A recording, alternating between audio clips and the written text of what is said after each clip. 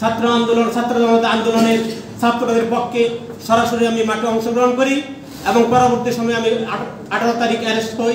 Arrest হওয়ার পরে আমি ডিবিতে ছিলাম প্রায় কিছুদিন, তারপর ছিলাম রিমান্ডে ছিলাম।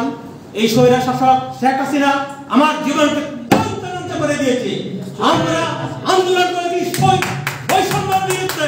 এই বাংলাদেশ আন্দোলন করেছে ছাত্র জনতা বৈষম্যের বিরুদ্ধে।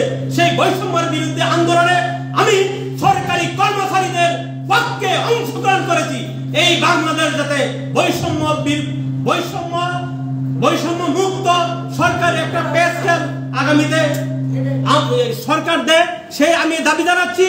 সবচেয়ে বড় কথা হচ্ছে আমি বক্তব্য দিতে এত এক্সপার্ট না, তারপর আমার আগে যারা বক্তব্য দিয়েছেন তারা অনেক সুন্দর সুন্দর কথা বলেছেন, অনেক ভালো ভালো কথা বলেছেন।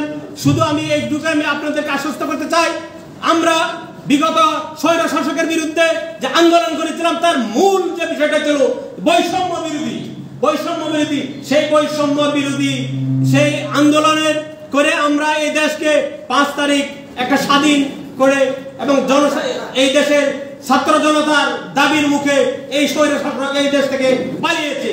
আমরা এই আন্দোলনের পরে আমাদের আন্দোলনের পরেই কিন্তু বর্তমান যে ডক্টর ইউনূসের সরকার প্রতিষ্ঠিত হয়েছে। আমরা আন্দোলন করেছি, আমরা রক্ত দিয়েছি, আমরা জেল কেটেছি। বর্তমান সরকার কেয়ারটেকার সরকারের প্রধানের প্রতি আমার উদাত্ত আহ্বান করব, আমাদের আন্দোলনের বিনিময়ে আপনি ক্ষমতায় বসতে বসছেন। সুতরাং আপনি আমার দৃষ্টিতে কিছু এনজিও কিছু লোক এনে এই কেয়ারটেকার গভর্নমেন্ট আপনি গঠন করেছেন, যে লোকগুলো আমার দৃষ্টিতে সে যোগ্য না। এই বর্তমান যে তত্ত্বাবধায়ক সরকার আপনি পরিচালনা করছেন, সেই পরিচালনার ক্ষেত্রে আপনার কিছু উপদেষ্টা রয়েছে যারা অযোগ্য, যারা এই আপনাকে সহযোগিতা করতে পারছে না। আমার মাননীয় প্রধান উপদেষ্টা মহোদয়, আপনার কাছে আমার বিনীত অনুরোধ, আমাদের এই শ্রমের বিনিময়ে, আমাদের এই রক্তের বিনিময়ে, আমাদের আন্দোলনের বিনিময়ে আপনি ক্ষমতায় এসেছেন। আমি বাংলাদেশের সাধারণ কর্মচারীদের পক্ষে আপনার কাছে বিনীত অনুরোধ করতে চাই, আমাদের যে সারা বাংলাদেশের সাধারণ ছোট কর্মচারী যারা আছে 10 থেকে 20তম গ্রেডের যারা যে বেতন বৈষম্যের শিকার, সেটা আপনি অবিলম্বে নিরসন করেন, অবিলম্বে নিরসনের পদক্ষেপ নেন, নইলে আমরা সারা বাংলাদেশের সরকারি কর্মচারীরা ঐক্যবদ্ধভাবে মাঠে নামবো।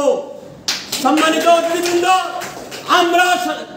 আমরা সাধারণ কর্মচারী খুব অভাব অনটনে বর্তমানে চলছে, আমাদের সংসার চলে না।